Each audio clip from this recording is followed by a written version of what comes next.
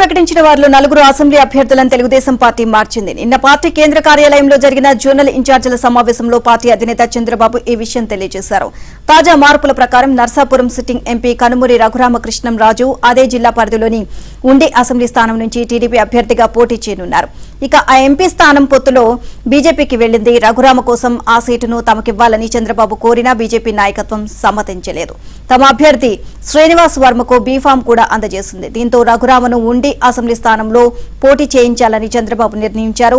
అక్కడ టీడీపీ తమ అభ్యర్థిగా సిట్టింగ్ ఎమ్మెల్యే మంతెన రామరాజును ఇదివరకే ప్రకటించింది.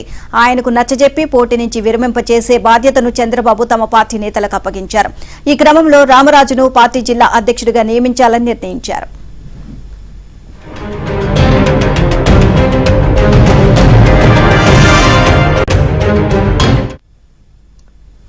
అనకాపల్లి జిల్లాలోని మాడుగులలో కూడా టీడీపీ తమ అభ్యర్థిని మార్చేసింది. ఇక్కడ అంతకు ముందు ప్రవాసాంధ్రుడు పైలా ప్రసాదరావుకు సీటిచ్చారు. కానీ ఆయన క్షేత్రస్థాయిలో ప్రచారంలో వెనకబడ్డారని అధినాయకత్వానికి నివేదికలు అందాయి. దీంతో ఆయన్ను మార్చి సీనియర్ నేత మాజీ మంత్రి బండారు సత్యనారాయణ మూర్తిని అభ్యర్థిగా ఎంపిక చేశారు. శ్రీ సత్యసాయి జిల్లా మడకసిరిలో ప్రస్తుత అభ్యర్థి సునీల్ కుమార్ ను మార్చాలని నిర్ణయించారు. ఆయన అభ్యర్థిత్వాన్ని మాజీ ఎమ్మెల్సీ తిప్పేస్వామి వర్గం గట్టిగా వ్యతిరేకిస్తోంది.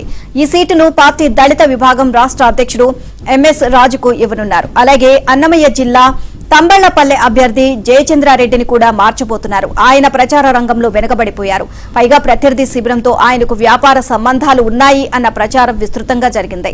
దీంతో అభ్యర్థిని మార్చాలి అని నిర్ణయం తీసుకున్నారు. ప్రత్యామ్నాయంగా మదనపల్లి మాజీ ఎమ్మెల్యే దొమ్మలపాటి రమేష్ సతీమణి సరళారెడ్డి, మాజీ ఎమ్మెల్యే శంకర్ యాదవ్ చీప్ తయారీ బహుళ జాతి సంస్థలో ఉన్నత స్థాయిలో పనిచేస్తున్న కొండా నరేంద్ర పేర్లు వినిపిస్తున్నాయి. శుక్రవారం తుది నిర్ణయం జరిగే అవకాశం ఉంది.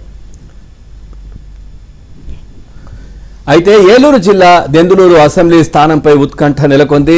తమకు ఇచ్చిన అనపర్తి సీటును టీడీపీకి తిరిగి ఇవ్వాలంటే తమకు దెందులూరు ఇవ్వాలని బీజేపీ నాయకత్వం షరతు విధించింది. అయితే ఇక్కడ టీడీపీ ఇప్పటికే మాజీ ఎమ్మెల్యే చింతమనేని ప్రభాకర్ ను అభ్యర్థిగా ప్రకటించింది.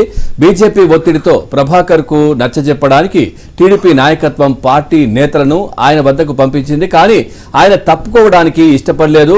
అక్కడి పార్టీ నేతలు కూడా ఆయనకే గట్టిగా మద్దతిస్తున్నారు. ఏలూరు లోక్సభ అభ్యర్థి పుట్ట మహేష్ యాదవ్ సైతం చింతమనేనిని మార్చడాన్ని వ్యతిరేకిస్తున్నారు.